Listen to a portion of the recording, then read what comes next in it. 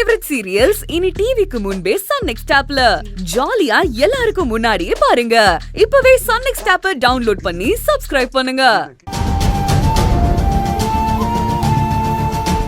நான் உன்னை என் புள்ளைய அதான் நினைச்சேன். ஆனா நம்ப வச்சு என் கழுத்தை அறுத்துட்டல. என் குடிய கெடுத்துட்டல.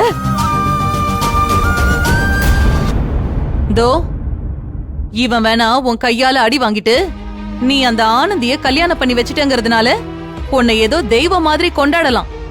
ஏன்னா இவன் ஒரு முட்டாள், வெக்கம் கெட்டவன். நீ என்ன அடிச்சாலும் உன் கூடவே இருப்பான். நான் உன் கம்பெனில வேலை பார்க்காதன்னு இவன் கிட்ட எத்தனையோ தடவை சொல்லிட்டேன்.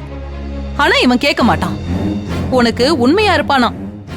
உனக்கு மாடு மாதிரி உழைச்சு கொட்டுறான். ஆனா நீ அவன் வாழ்க்கையை அழிச்சிட்ட. இவ்ளோ பண்ணதுக்கு அப்புறமும் என் வீட்டு படியேறி வந்து என்கிட்ட மன்னிப்பு கேட்க உனக்கு வெக்கமா இல்ல? மா, வார்த்தையை பார்த்து பேசுமா. அவங்க பேசிட்டோம் அன்பு. அவங்க மனசுல என்ன நினைக்கிறாங்களோ அது எல்லாத்தையும் பேச விட. உங்க அம்மா கிட்ட மட்டும் இல்ல, துளசி கிட்டயும் நான் மன்னிப்பு கேட்டுக்கிறேன். அப்போ உங்க கோவம் தீரலனா அம்மா நீங்க என்ன 2 அடி கூட அடிச்சுக்கோங்கம்மா. நான் வாங்கிக்க தயாரா இருக்கேன். நான் எதுக்குப்பா ஒன்னு அடிச்சு அந்த பாவத்தையும் சேர்த்துக்கணும்?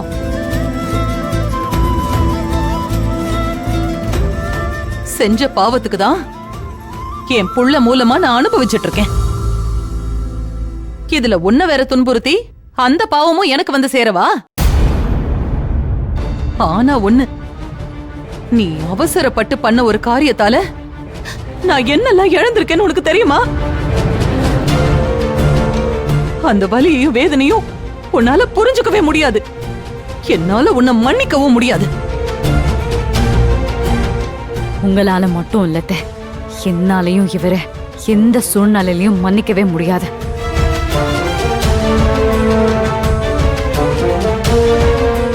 நீங்க பண்ணது ரொம்ப பெரிய தப்பு.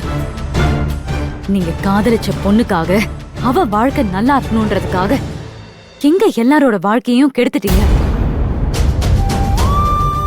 நான் என் மாமாவை உயிருக்கு உயிரா காதலிச்சேன். அவரு நல்லா இருக்கணும்னு நினைச்சேன். அந்த மனசு உங்களுக்கு புரியல.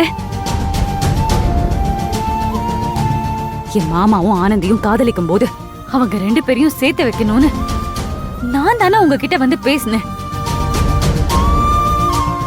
ஆனந்திய சேர்த்து வைக்கணும்னு பேசின நிமிஷத்துல இருந்து எனக்கும் மாமாக்கும் நிச்சயதார்த்தம் நடக்கணும்னு நினைச்சேன்.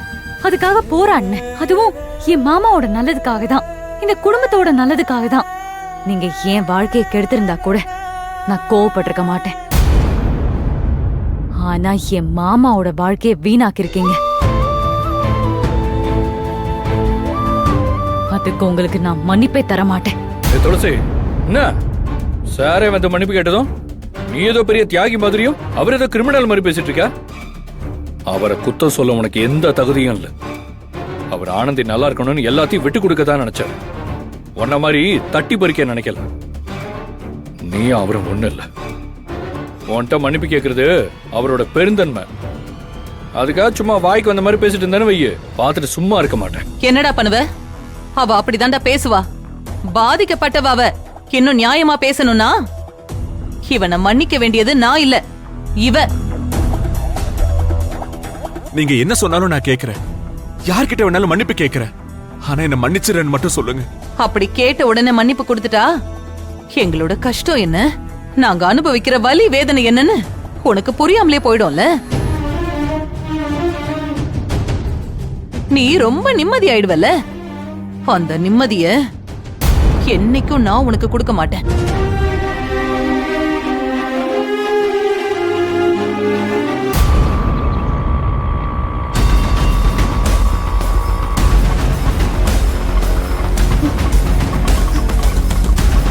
இந்தாங்கண்ணே.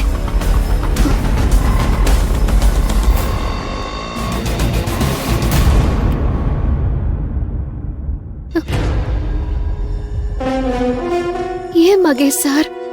வாமா வா. என்ன எல்லாரும் சொல்லி வச்சுக்கிட்டு தான் செய்றீங்களா? நீ எதுக்கு இங்க வந்திருக்க? மன்னிப்பு கேட்க வந்திருக்கியா? எத்தனை ஜென்மம் எடுத்தாலும் உனக்கெல்லாம் மன்னிப்பே கிடைக்காது. ஐயோ, நான் மன்னிப்பெல்லாம் கேட்க வரல. மன்னிப்பு கேட்கிற தகுதி இல்லைன்னு எனக்கு தெரியும். எத்தனை ஜென்மம் எடுத்தாலும் இந்த பாவத்தை என்னால கழிக்க முடியாதுன்னு தெரியும். எல்லாத்தையும் நான் ஏத்துக்கிறேன். ஆனா அதுக்காக மகேஷ் சார மட்டும் தப்பா நினைச்சிடாதீங்க. அவர் பாவம். எப்படி எப்படி? இவன் பாவமா? துளசி கேட்டியா? எனக்கே தெரியாம எனக்கு கல்யாணம் பண்ணி வச்சுட்டாங்கன்னு சொன்னவ ஏன் மகேஷ் சார் இப்படி பண்ணீங்கன்னு அன்னைக்கு கோயில்ல நாடகம் போட்டவ இன்னைக்கு வந்து இவர் எந்த தப்பும் பண்ணலையா, இவர் பாவம்னு சொல்றா. இத்தனை நாள் இவங்க எல்லாரும் நாடகம் நடத்துறாங்கன்னு அப்ப நான் சொன்னது உண்மையாயிடுச்சா? ஆமா அத்தை. என் மேல சத்தியமா சொல்றேன். என் நிலைமை தெரிஞ்சதுக்கு அப்புறம் நான் உயிருக்கு உயிரா நேசிச்சவரை விட்டு நான் விலகணும்னே நினைச்சேன். எக்காரணத்து கொண்டும் என் காதல காரணமாக்கி இவர் என்னைய கல்யாணம் பண்ணிக்கிறேன்னு சொன்னத தடுத்து நிறுத்தணும்னே நினைச்சேன்.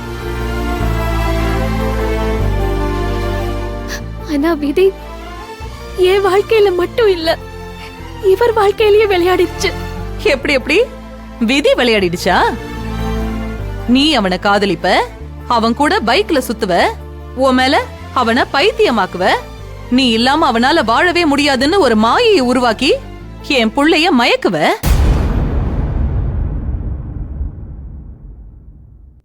உனக்காக பெத்தவள கூட தூக்கி எறிகிற மாதிரி உன் முந்தானையில முடிஞ்சுக்குவ.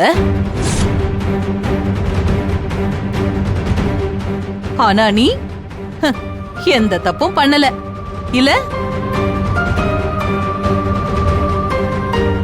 பொண்ண மாதிரி ஒரு கேவலமானவள என் வாழ்க்கையில நான் பார்த்ததே இல்ல. மா, நீ பேசுறது யாருக்கிட்டயோ இல்ல, நான் தாலி கட்டின என் பொண்டாட்டிக்கிட்ட. அதனாலதான்டா இவ்வளவு பிரச்சனையும் ஆரம்பிச்சது. டேய், நான் யாரும் என் வீட்டுக்குள்ள கூப்பிடல. என் வீட்டுக்குள்ள என்ன கேட்காம வந்தவங்க அவங்க. நீ கை நீட்டி சம்பளம் வாங்கினா ஓ முதலாளிக்கு நீ கட்டுப்படு. நான் கட்டுப்பட வேண்டிய அவசியம் இல்ல.